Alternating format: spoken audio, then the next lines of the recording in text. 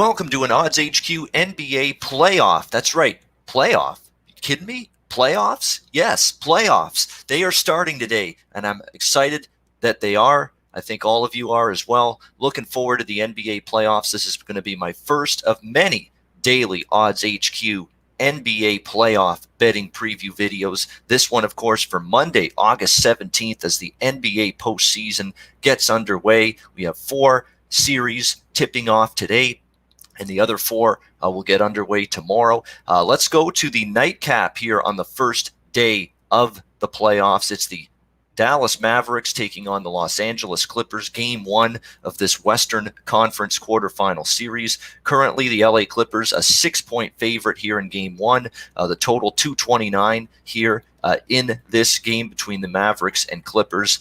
For the Dallas Mavericks, this is new territory for them, and we're going to find out how they're ready to handle it, if they're ready to handle it. For Luka Doncic, Kristaps Porzingis, of course, spent many years with a bad New York Knicks organization, never in the playoffs there, and now finally getting to the postseason with Dallas. And for Doncic, of course, also his first playoff game tonight here in game 1. The big question is, are they ready for it? You know, it's a different animal than the regular season. And we know both of these players have shown the ability at times to dominate games during the regular season. But now we're talking about playoffs. Now we're talking about matching up here against an elite defensive team in the Los Angeles Clippers. And a Clippers team that, quite honestly, top to bottom, they've got a whole lot more in the playoff experience department than the Dallas Mavericks do. How are they ready to handle it? Are they ready to play their best game in game 1 when this is really a new experience for so many of these Dallas Mavericks players? So there could be, to me, at least in my opinion, a little bit of a learning curve, potentially a steep one for this Dallas team early in this series. And when you look at these teams in terms of offense, they're both pretty good. Like, that's obviously the strength of the Dallas Mavericks team. They are a very good offensive team, and why not? You've got Luka, you've got Kristaps Porzingis, you've got Tim Hardaway, who's had a really good season as well for the Dallas Mavericks. You've got some other scorers in both inside and outside that have been able to give the Dallas Mavericks quite a bit of punch offensively. Putting up points and putting the ball in the basket has not really been at any point this year the problem for the Dallas Mavericks. What has been the problem?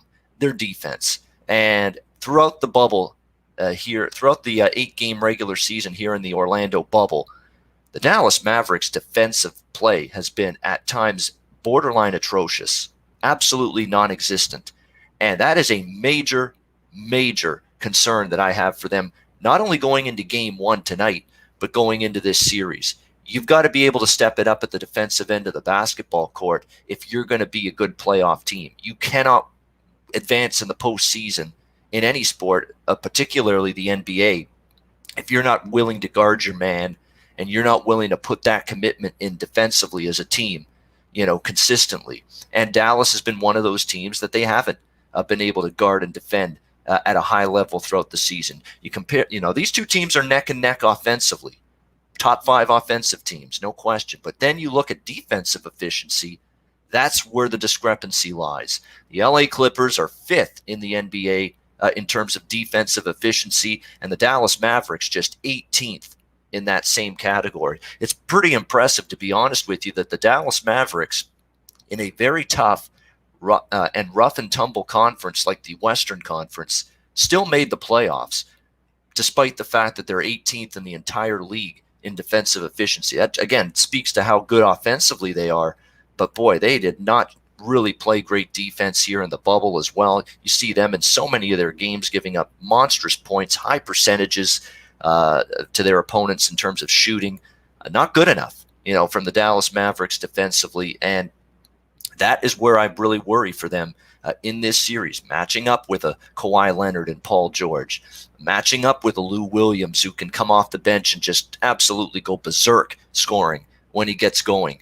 Obviously, from an injury standpoint, there are some concerns for the LA Clippers, coming into this first game tonight. They've had Montrezl Harrell's missed the last couple of games in the regular season, but it looks like they will have Montrezl Harrell back for game 1 tonight. He's on pace, at least on track to play here in game one tonight. They're not quite as sure, the Clippers, about point guard Patrick Beverley and forward Landry Shamet, both questionable for this game. And yeah, those are really, really important players. I don't think Shamet, to be honest, has played that good. So in the games here in Orlando, he's taken some bad shots at times, which would bother me if I'm Doc Rivers, the head coach.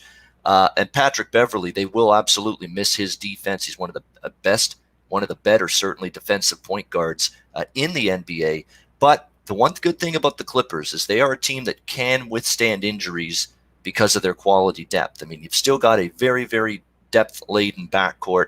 Reggie Jackson, Lou Williams, they're more than capable of stepping up, playing more minutes if need be. So that's where having this roster that has plenty of depth really should come in handy for the LA Clippers. And I was impressed with LA down the stretch, the regular season games here in Orlando. They were 4-1 straight up, 4-1 against the spread in their last 5 regular season games, including good wins against playoff-bound teams, Portland, Denver, Oklahoma City. Yeah, they lost to Brooklyn. That was their only loss during that span, but Paul George and several others didn't play for the Clippers that night. It was kind of a throwaway game for them.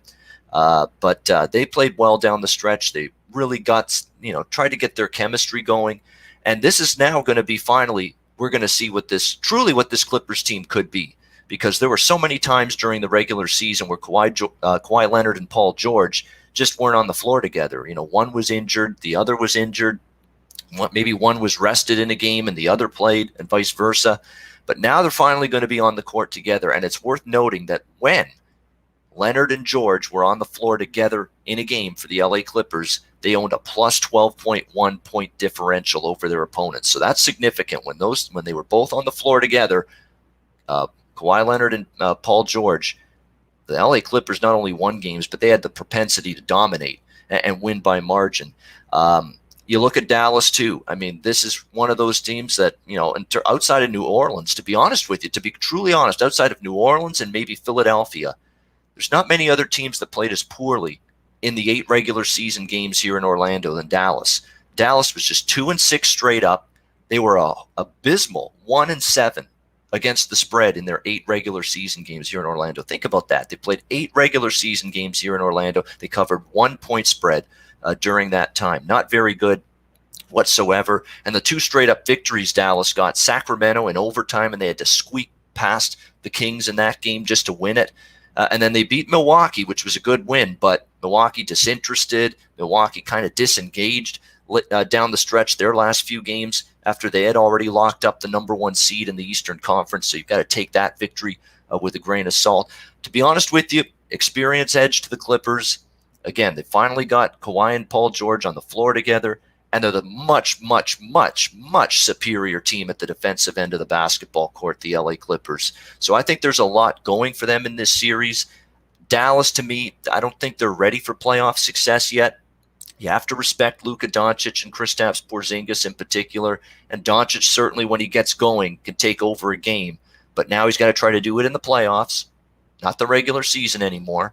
And he's got to try to do it against an elite defensive team, a defensive team in the LA Clippers that shut him down and really did a good job defending him in the meetings during the regular season. In fact, that's another concern for Dallas. They didn't match up well at all this year against the Clippers. LA went 3-0 straight up, 3-0 against the spread in the 3 head-to-head meetings against the Mavericks, and they won those games by an average of 11 points per game. One of those wins for the Clippers over the Mavericks came right here in Orlando back on August the 6th.